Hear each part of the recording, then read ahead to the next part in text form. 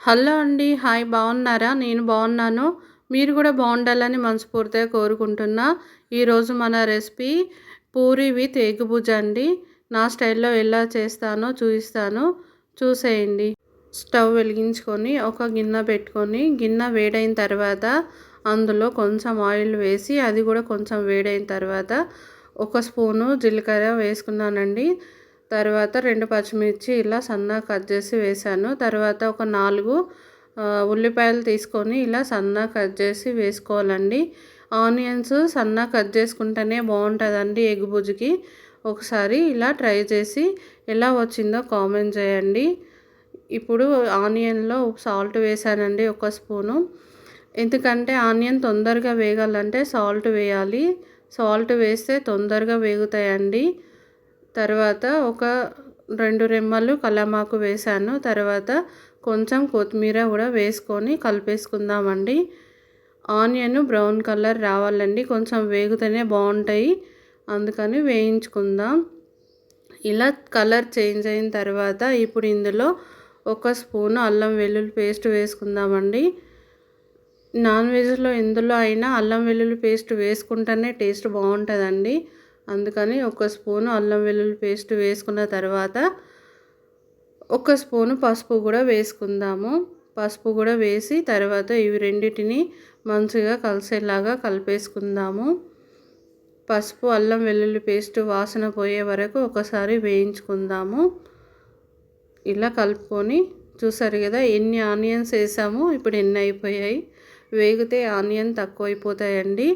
తర్వాత ఒక 3 స్పూన్ల కారం వేస్తున్నానండి. నాన్ వెజ్లో కారం కొంచెం ఎక్కువగా ఉంటేనే టేస్ట్ బాగుంటుందండి. ఎందుకంటే నీచు వాసన రాకుండా ఉంటుంది కారం వేసుకోవడం వల్ల. ఉప్పు కారం 2 టేస్ట్ బాగుంటేనే ఏ కూరైనా కూడా బాగుంటుందండి, సరిపోతేనే. చూసారు కదా నేను ఇక్కడ 5 ఎగ్స్ తీసుకొని ఇందులో పళ్ళగొట్టి వేసుకుంటున్నానండి. ఇంకా ఎక్కువగా తీసుకున్నా కూడా పర్వాలేదు, కానీ నేను 5 తీసుకున్నాను. నేను ఆనియన్ ఒక 4 తీసుకున్నాను కదా, ఎగ్స్ ఒక 5 తీసుకున్నాను. ఇలా అన్నీ పళ్ళగొట్టి వేసుకోవాలి. ఒకసారి ఈ విధంగా ట్రై చేయండి. ఎగ్ బుజ్జి చాలా బాగుంటుంది టేస్ట్. ట్రై చేసిన తర్వాత ఎలా వచ్చిందో కామెంట్ చేయండి. మీకు నచ్చినట్లయితే లైక్ చేయండి, షేర్ చేయండి, సబ్స్క్రైబ్ చేసుకోండి అబ్బా మన ఛానల్ని. చూసారు కదా ఇలా ఎగ్స్ అన్నీ వేసిన తర్వాత కలపకుండా ఒకసారి మూత పెట్టి కాసేపు మగ్గనివ్వాలండి. పోతుందండి, పొడి పొడిలాడుతూ రాదు. అందుకని కొంచెం సేపు అలా మగ్గిన తర్వాత ఇలా కలుపుకుంటే మంచిగా ఉంటుంది టేస్ట్ కూడా. చూసారు కదా తర్వాత కలుపుకున్నాక ఒక స్పూను ధనియాల పొడి వేస్తున్నానండి. తర్వాత ఒక స్పూను గరం మసాలా కూడా వేసాను. ఇలా ఈ రెండింటిని వేసుకొని ఒకసారి కలిపేసుకుందాం. ఎగ్ బుజ్జి ఎంత బాగుంది కదండి. నచ్చితే ఒక లైక్ వేసుకోండి.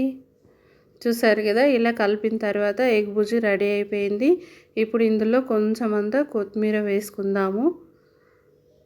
ఇలా కొత్తిమీర వేసుకొని దించేసుకుందామండి. ఎగ్ బుజ్జి రెడీ అయిపోయింది మనకి. ఇప్పుడు పూరి వేసుకుందామండి. నా స్టైల్లో పూరి ఎలా చేస్తానో కూడా చూసేయండి ఒకసారి. ఎగ్ బుజ్జి రెడీ అయిపోయింది. ఇది మూత పెట్టి పక్కన ఉంచేసుకుందాము.